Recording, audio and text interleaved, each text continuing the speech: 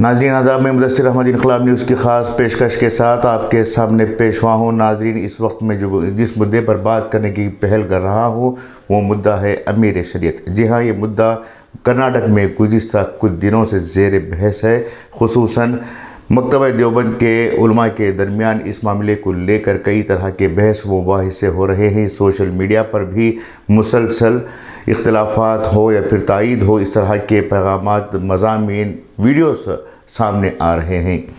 ان حالات میں مسلمانوں کے امیر شریعت اگلا کون ہوگا، یہ سب سے اہم سوال ہے، کیونکہ اس وقت کرناٹک میں عبوری طور پر امارت شریعہ کا قیام کیا گیا ہے۔ کرناٹک کے بنگلور میں گزشتہ دنوں سبیل الارشاد کے اندر امیر شریعت کے انتخاب کو لے کر خصوصی نشستوں کا انعقاد کیا گیا تھا۔ ان نشستوں میں اتفاق نہ ہو سکا کہ آخر امیر شریعت کسے بنایا جائے۔ حالانکہ دعوے دار تو بہت سے تھے، لیکن ان دعوے داروں پر ہی علماء کرام کا اختلاف تھا۔ یہ اختلافات کھل کر سامنے آئے۔ کوئی کسی کو بدعنوان کہہ رہا تھا، کوئی داغدار کہہ رہا تھا، تو کوئی کسی کو چاپلوس کہہ رہا تھا۔ اس طرح کے الزامات ایک دوسرے پر لگ رہے تھے، جس کی وجہ سے حالات وہاں پر کشیدہ ہوئے۔ آخرکار تمام علماء نے متفقہ طور پر ایک فیصلہ لیا کہ فی الوقت عبوری طور پر امارت شریعہ کا قیام کیا جائے۔ جن علماء کو امارت شریعہ میں داخل کیا گیا ہے یا پھر ذمہ داری سونپی گئی ہے، اس بات کو لے کر بھی ریاست کرناٹک کے مسلمانوں میں سوالات اٹھ رہے ہیں۔ یہ سوالات عام لوگوں میں نہیں بلکہ خود علماء اکرام کے درمیان ہی اٹھ رہے ہیں۔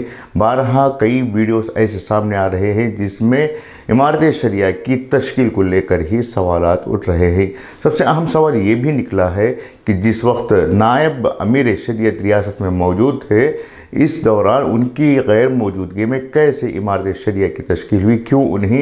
کیوں نائب امیر شریعت کو اس نشست میں بلایا نہیں گیا تھا؟ اگر اتنی اجلت میں اس طرح یہ تمام فیصلے کیوں لیے گئے تھے؟ آخر کیوں ایسے حالات پیدا کیے جا رہے ہیں؟ یہ اہم سوالات ہیں۔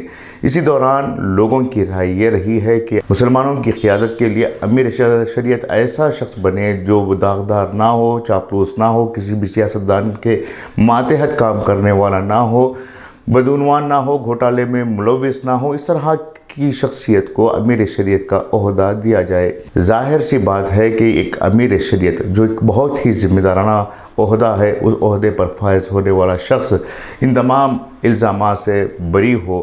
بھلے ہی اس پر الزامات لگے ہوئے ہوں، لیکن وہ متنازع شخص نہ ہو، اس طرح کی مانگ لوگوں میں دکھائی دے رہی ہے۔ وہیں دوسری جانب ایک ایسی شخصیت کا بھی تذکرہ علماء کے درمیان ہو رہا ہے جو اس وقت سبیل الارشاد کے محتمم کے طور پر خدمات انجام دے رہے ہیں۔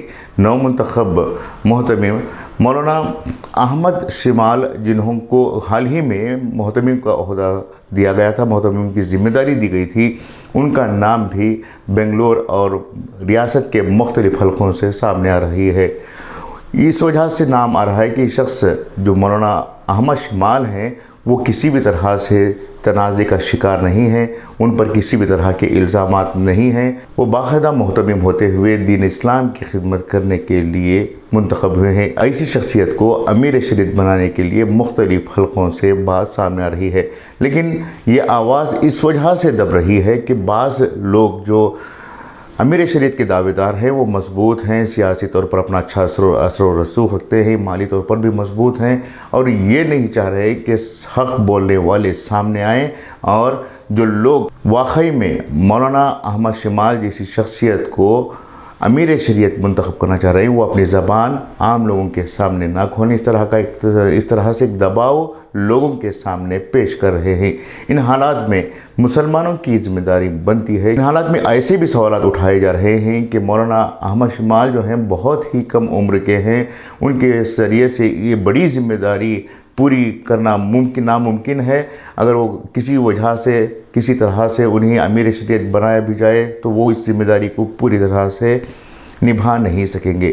لیکن اسلام کی تاریخ گواہ ہے کہ 16 سال، 17 سال، 18 سال کی عمر میں کئی مسلمانوں نے سلطنتیں قائم کی ہیں، کئی فتوحات حاصل کی ہیں، کئی نوجوانوں نے जाम शहादत नोश फरमाया है। कई नौजवानों ने नए सिरे से हुकूमतें क़ायम की हैं।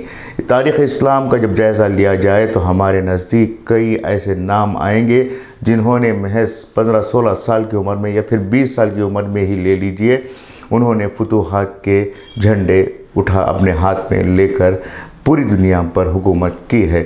तो इन हालात में ये सवाल उठता है कि क्या एक नौजवान आलिम दीन जिनके आबा व अजदाद ख़ुद भी अमीर शरीयत रहे, जिनका ताल्लुक़ सबीलुल इरशाद जैसे एक मज़बूत तालीमी इदारे से, मज़बूत मदरसे से रहा है, वो शख्स क्या इस ज़िम्मेदारी को उठा नहीं सकता? आखिरकार क्यों नौजवानों को आगे बढ़ने का मौका नहीं दिया जा रहा है? क्या मुसलमानों के अंदर उलमा इकराम की कमी है जो मखसूस तरह के लोग जो अपने आप को मुसलमानों का क़ायद बनाकर हुकूमतों पर हावी हो चुके हैं, इदारों पर हावी हो चुके हैं, जबकि बहुत सारे ऐसे उलमा जिनके अंदर बहुत कुछ काम करने की सलाहियत है, इंतज़ामियाई उमूर को संभालने की ज़रूरत है, अपने नॉलेज, अपने टैलेंट के ज़रिए से वो मुसलमानों की सही रहनुमाई भी कर सकते हैं। इस तरह के लोगों को आखिर क्यों पीछे ढकेला जा रहा है? ज़रूरत तो इस बात की है कि मुसलमान एक ऐसे शख्स को अपना अमीर या फिर अमीर शरीयत बनाए जो मुसलमानों को साथ लेकर इत्तेहाद के साथ किसी भी तरह के मफादात के बग़ैर काम करे। ऐसे शख्स को अगर मुसलमान अपना अमीर शरीयत बना लेते हैं तो यकीनन ये बहुत बड़ी कामयाबी होगी। और जो इंतशार इस वक्त रियासत भर में फैला हुआ है तो वो इंतशार कम होने के क़वी इम्कानात हैं। ये थी आज की अहम पेशकश। ये यूँ मान लीजिए कि एक अहम मशवरा था। यकीनन इस वीडियो के बाद बहुत से उलमा इकराम को एतराज़ होगा कि हम उलमा के दुश्मन हैं, लेकिन उलमा के दुश्मन हम नहीं हैं, बल्कि हम उलमा के साथ रहकर उलमा की क़ियादत में, उलमा की रहनुमाई में काम करने वालों में से लोग हैं। यकीनन हमारे चेहरों पर दाढ़ी नहीं है, हम जुब्बा पहनने वाले, टोपी पहनने वाले नहीं हैं, लेकिन शरीयत की पासदारी करने वालों का एहतराम करते हैं, शरीयत को दागदार करने वालों के ख़िलाफ़ हमेशा बोलते रहे हैं। ये थी आज की अहम पेशकश। उम्मीद कि आपको पसंद आएगी। मैं मुदस्सिर अहमद आपसे इजाज़त चाहूँगा। शुक्रिया।